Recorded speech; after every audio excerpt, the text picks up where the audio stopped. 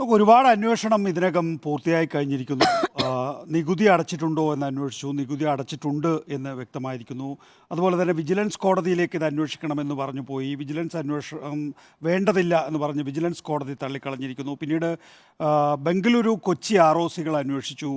അതിൽ 3 അംഗ സമിതിയെ അന്വേഷിക്കാൻ, അതായത് 3 ROC മേധാവികൾ ഉൾപ്പെട്ട ഒരു സംഘം അന്വേഷിക്കാൻ വേണ്ടി തീരുമാനിച്ചിരിക്കുന്നു.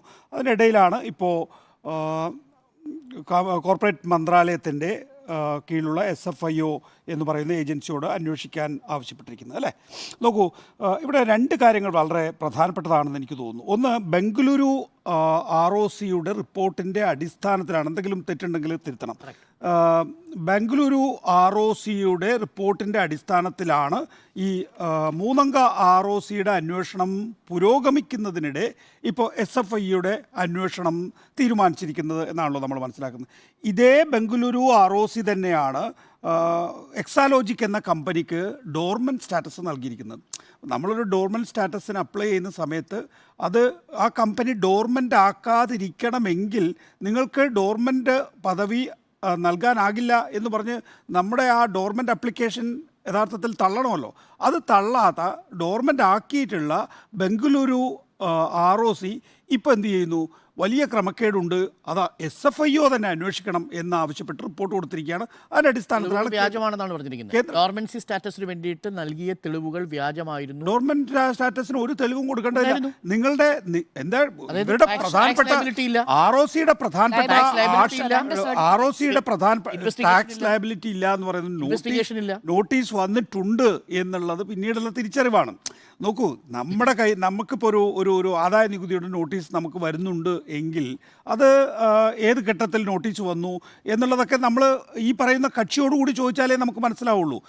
അതുമാത്രമാണ്. നോക്കൂ, അത് ആദായ നികുതി പിൽക്കാലത്ത് ഇവർ മറ്റൊരു അന്വേഷണം ROCയെ അന്വേഷണം നടത്തുന്നതിന് വേണ്ടി കണ്ടുപിടിച്ച ഒരു കാരണമാണ് ഈ ആദായ നികുതി നോട്ടീസ് വന്നിരുന്നു എന്നുള്ളത്. ഈ ആദായ നികുതി നോട്ടീസ് നമുക്ക് ഏത് ഘട്ടത്തിലും ആദായ നികുതിയുടെ നോട്ടീസ് വരാം അരുൺ. നമുക്ക് ആ നോട്ടീസിന്മേൽ ഒരുപാട് പിന്നെ സാധ്യതകളുണ്ട്. നമുക്ക് അതെ, ആദായ നികുതി നോട്ടീസാണ്. നികുതി കുടിശ്ശികയുണ്ടെന്നുള്ളത് നോട്ടീസാണ് വന്നിരിക്കുന്നത്.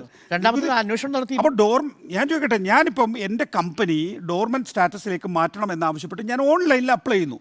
ഓൺലൈനിൽ അപ്ലൈ ചെയ്യുമ്പോൾ അത് ടെക്നിക്കലായി അതിന് യെസ് ഓർ നോ, നിങ്ങളുടെ ഡോർമെൻ്റ് ആയോ ഇല്ലയോ എന്നെ സംബന്ധിച്ച് ഒരു തീരുമാനം അവിടെ നിന്ന് വരില്ലല്ലോ.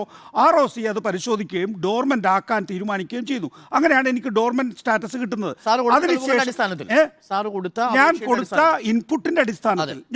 ഇൻപുട്ടിൻ്റെ അടിസ്ഥാനത്തിലാണ് ആ നിലയിൽ വന്നിരിക്കുന്നത്. പിന്നീട് അവിടെ ഒരു അന്വേഷണം നടക്കുന്നു. അപ്പോൾ ഒരു നോട്ടീസ് വന്നിട്ട് കിടക്കുന്നുണ്ട് എന്ന് പറയുന്നു. ആ നോട്ടീസിൻ്റെ അടിസ്ഥാനത്തിൽ ഡോർമെൻ്റ് സ്റ്റാറ്റസ് അർഹതയുള്ളതല്ല എന്നാണ് വ്യക്തമാക്കുന്നത്.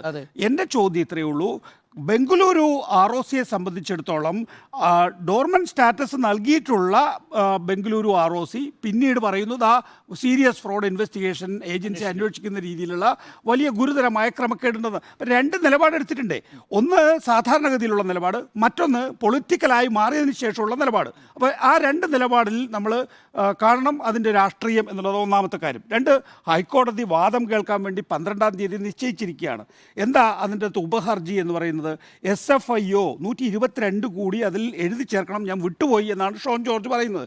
എഴുതി ചേർത്ത് നോട്ടീസ് കൊടുക്കണോ എന്നതടക്കമുള്ളത് 12-ാം തീയതി തീരുമാനിക്കാനിരിക്കുന്ന സാഹചര്യത്തിൽ അവിടെയും കേന്ദ്ര സർക്കാരിൻ്റെ അഭിപ്രായം തേടിയിരുന്നല്ലോ ഹൈക്കോടതി.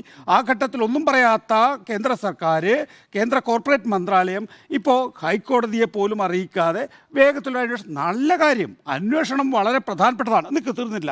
നോക്കൂ, CMRL ഒരു മിനിറ്റ് വേണ്ട എനിക്ക്. മാധ്യമപ്രവർത്തകർക്ക്, രാഷ്ട്രീയ നേതാക്കൾക്ക്, ഉദ്യോഗസ്ഥർക്ക് CMRL പണം നൽകിയിട്ടുണ്ട് എന്നാണല്ലോ പറയുന്നത്. അതുതന്നെയാണ് അതിനകത്തുള്ള പ്രധാനപ്പെട്ട കേസ്. 70% ഏതായാലും എഴുതി തള്ളിയിട്ടുമുണ്ട്. 70%-ന് ഇമ്മ്യൂണിറ്റി പോലുമില്ല. ആർക്കൊക്കെ? ഈ മാധ്യമപ്രവർത്തകർക്ക്, ഉദ്യോഗസ്ഥർക്ക്. എന്തിനാ?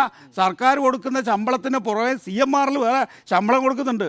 അതുപോലെ തന്നെ മാധ്യമപ്രവർത്തകർക്ക്, ഇവിടെ ഓരോ ഇൻസ്റ്റിറ്റ്യൂഷനും മാധ്യമപ്രവർത്തകർക്ക് ശമ്പളം കൊടുക്കുന്നുണ്ട്. അത് പോരാഞ്ഞിട്ട് CMRLൻ്റെ കർത്തവക ശമ്പളമുണ്ട്. പോലീസ് ഉദ്യോഗസ്ഥർക്ക് സർക്കാർ ശമ്പളം കൊടുക്കുന്നുണ്ട്, അതിന് പുറമെ കൊടുക്കുന്നുണ്ട്. രാഷ്ട്രീയ നേതാക്കൾക്ക് 18 കോടി രൂപയാണ് കൊടുത്തിരിക്കുന്നത്. ഇതൊക്കെ പാർട്ടി ഫണ്ടിലേക്ക് പോയിട്ടുണ്ടോ? അപ്പോൾ ഈ കാര്യങ്ങൾക്ക് ഏതാണ്ട് ഇമ്മ്യൂണിറ്റി കൊടുക്കുകയും ചെയ്തു. ഇത് അന്വേഷിക്കുന്നുണ്ടോ? ഉണ്ടാകണമെന്നാണ് എൻ്റെ അഭിപ്രായം. കാരണം എന്താ വെച്ചാൽ ഈ സംസ്ഥാനത്ത് ഈ നിലയിൽ ഒരു സീരിയസ് ഫ്രോഡ് കമ്പനി പ്രവർത്തിക്കുന്നുണ്ടോ എന്നറിയാൻ ഇതിൻ്റെ എല്ലാ വശങ്ങളും പരിശോധിച്ച് അക്കാര്യത്തിൽ തീർപ്പ് കൽപ്പിക്കുന്നത് വളരെ ഗുണകരമാണ്. അതുകൊണ്ട് തന്നെ ഞാൻ ഏതായാലും ഈ പറയുന്ന SFIO അന്വേഷണത്തെ സ്വാഗതം ചെയ്തു.